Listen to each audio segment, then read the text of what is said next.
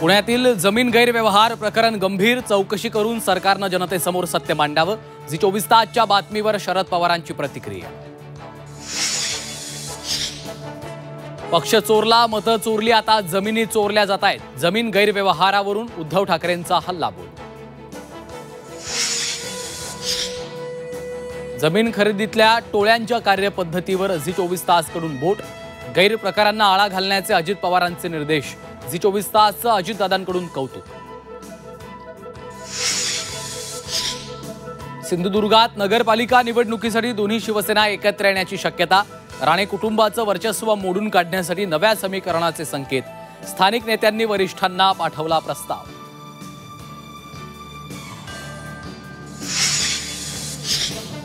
कणकवली नगरपालिकेत दोन्ही शिवसेना एकत्र आल्यास सिंधुदुर्ग रत्नागिरीत शिवसेनेसोबत संबंध तोडू.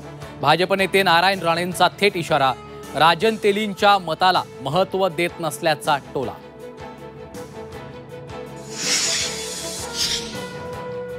मुंबई उमेदवार निश्चितीसाठी भाजपचा पॅटर्न ठरला.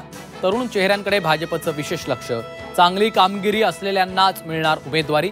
नेमलेले निरीक्षक तयार करणार रिपोर्ट कार्ड.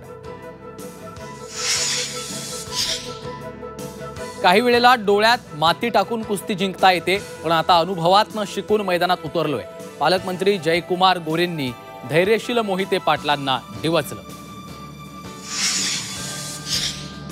कर्जबाजारी व्हायचं आणि कर्जमाफीची मागणी करायची. कर्जमाफीवरनं विखेंचं वादग्रस्त विधान.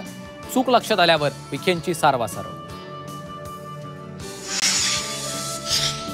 मला पक्षाची नोटीस नाही तर खुलासा पत्र आलंय. पत्राला उत्तर मी देणार. अजित पवारांच्या भेटीनंतर रुपाली ठोंबरेंची प्रतिक्रिया.